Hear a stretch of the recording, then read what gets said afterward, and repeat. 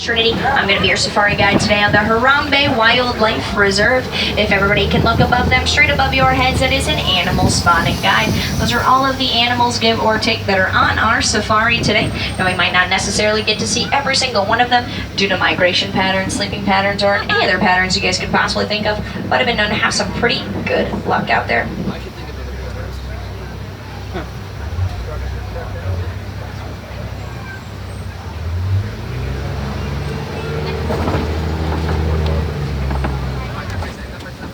Now we are going to wait right here for 2 seconds to get that all clear from our warden to head on in today, and then we will be on our way into the reserve.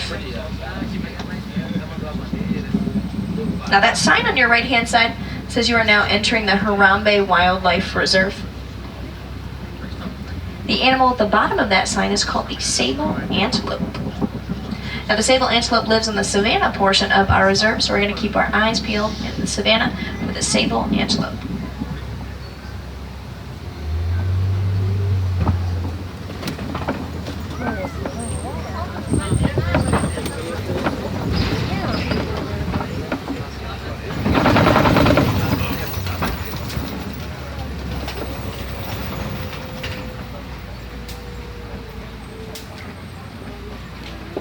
Now, right now, guys, we have entered the Ituri Forest.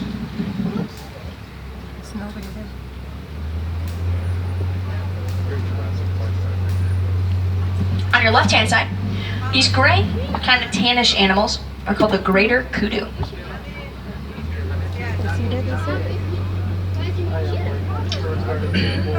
It's a Bambi.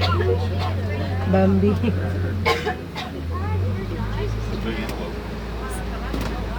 Now the greater kudu are the second tallest of all of the antelope on our reserve.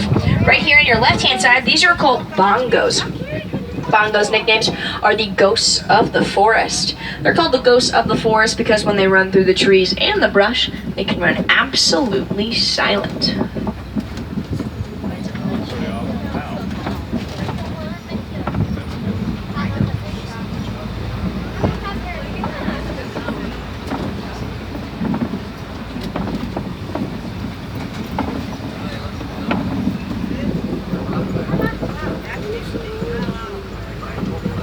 Now, coming up on your left-hand side, you guys are going to have to trust me on this one. There is a black rhinoceros.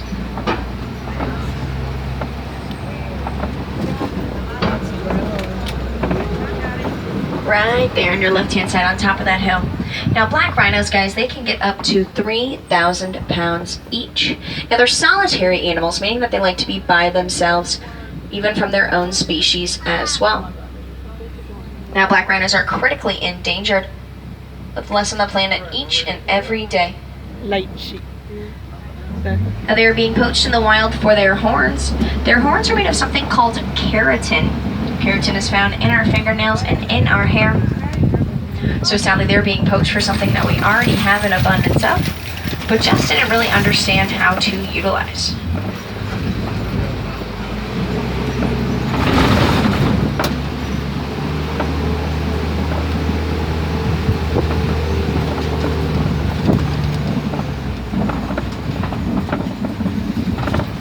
Like Tarzan jungle.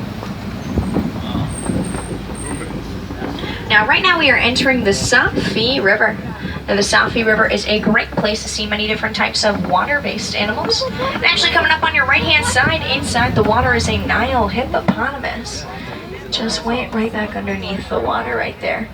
Now, Nile hippopotamus, guys, they spend the majority of their day completely submerged underwater. They can hold their breath up to 8 minutes at a time.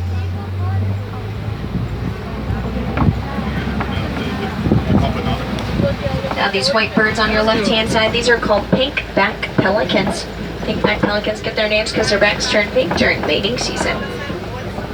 Now, if they were to spread their wings from tip to tip, they'd be about 7 to 9 feet long, which is almost as long as the canopy that is above your guys' heads.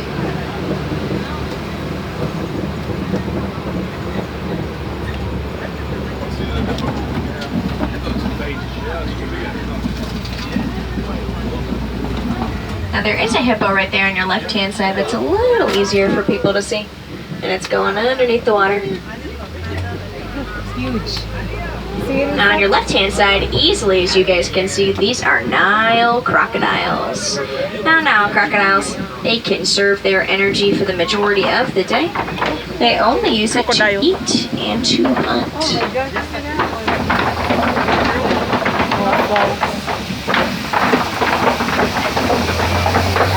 A vine like Tarzan. Like Tarzan in the jungle. Now when a crocodile closes its mouth, it closes with 2,000 pounds of pressure per square inch. Per square inch is the most important part of that Why did it sentence. for me? So it is bone crushing pressure in just one single bite.